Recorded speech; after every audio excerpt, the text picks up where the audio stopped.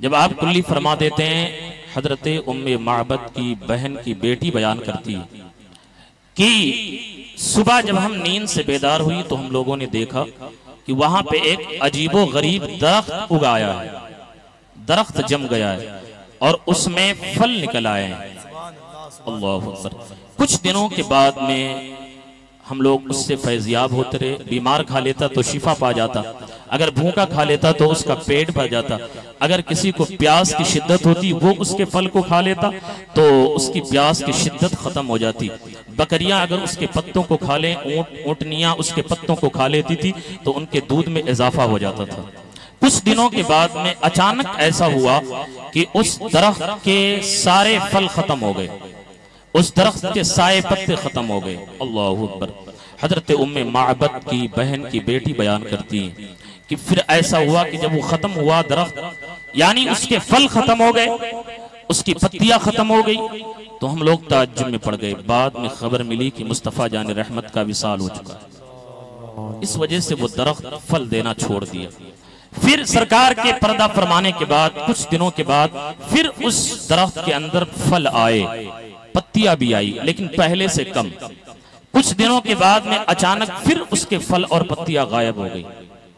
حضرت ام معبد کی بہن کی بیٹی بیان کرتی ہیں کہ جب وہ پتیاں اور پھل غائب ہوئی تو ہم لوگوں نے دیکھا، ہم لوگوں نے پھر کہا پھر لگتا ہے کوئی بڑا واقعہ پیش آ گیا۔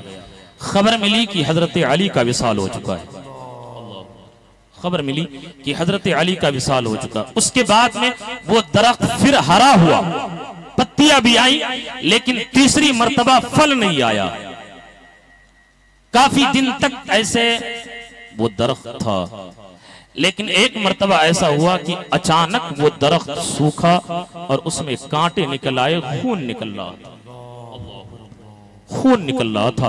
حضرت ام معبد کی بہن کی بیٹی بیان کرتی ہے کہ اس درخت سے جب خون پہلی مرتبہ سوکھا تو مصطفیٰ جان رحمت کے وصال کی خبر ملی، جب دوسری مرتبہ سوکھا ہے تو حضرت علی کے وصال کی خبر ملی، جب تیسری مرتبہ اس سے خون اور کانٹے نکلے پھر ہمیں یہ خبر ملی کہ میدان کربلا میں مصطفیٰ کے نواسے حضرت علی کے شہزادے امام حسین شہید کر دیے۔ اللہ اکبر۔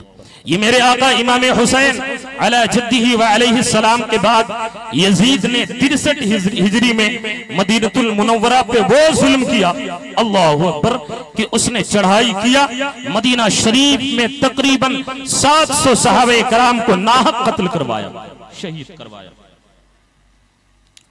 3 دن تک مدینہ شریف کی پاک باز صحابیات کو اپنے ظالم و جابر لوگوں کے اوپر معاذ اللہ یوں کہہ لیا جائے کہ زناکاری کو اس نے حلال قرار دے دیا، وہ ظالم یزید۔